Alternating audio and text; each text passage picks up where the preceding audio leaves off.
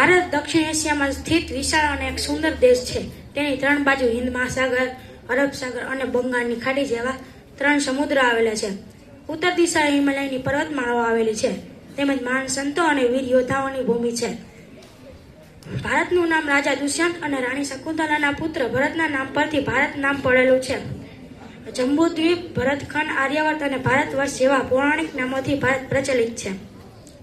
ભારતમાં 3 ઋતુઓનો અનુભવ કરવામાં આવે છે, તેમજ ભારતનું કુલ ક્ષેત્રફળ 32,87,263 કિલોમીટર જેટલું છે.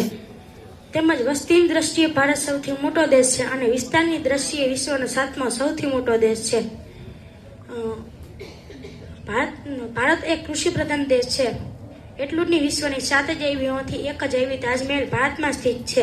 ભારતનું રાષ્ટ્રીય વાક્ય સત્યમેવ જયતે છે.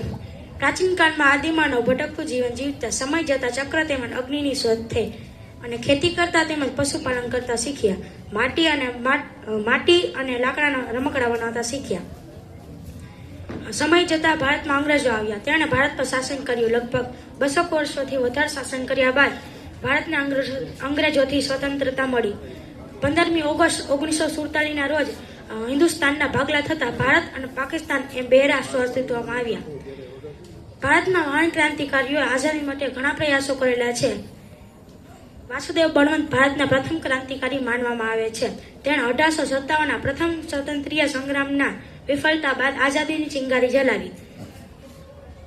ભારતના પ્રથમ પ્રધાનમંત્રી પંડિત જવાહરલાલ નહેરુ હતા. ચંદ્રશેખર આઝાદ ભારતના મહાન સ્વતંત્રીય સેનાની હતા. ભગતસિંહ, જવાહરલાલ નહેરુ, બાળ ગંગાધર તિલક, રામપ્રસાદ બિસ્મિલ, ખુદીરામ બોઝ, ગોપાલ કૃષ્ણ ગોખલે, વલ્લભભાઈ પટેલ, ચંદ્રશેખર આઝાદ અને સુભાષચંદ્ર બોઝ જેવા મહાન ક્રાંતિકારીઓ હતા. 26મી જાન્યુઆરીને દિવસે પ્રજાને સત્તા મળી હોવાથી 26મી જાન્યુઆરીને પ્રજાસત્તાક દિવસ તરીકે ઓળખવામાં આવે છે. હાલમાં આપણે 77મો પ્રજાસત્તાકનો પર્વ ઉજવી રહ્યા છીએ. ભારતમાં હિન્દુ, મુસ્લિમ, શીખ, ઈસાઈ, પારસી, જૈન, બૌદ્ધ જેવા અનેક ધર્મના લોકો વસવાટ કરે છે.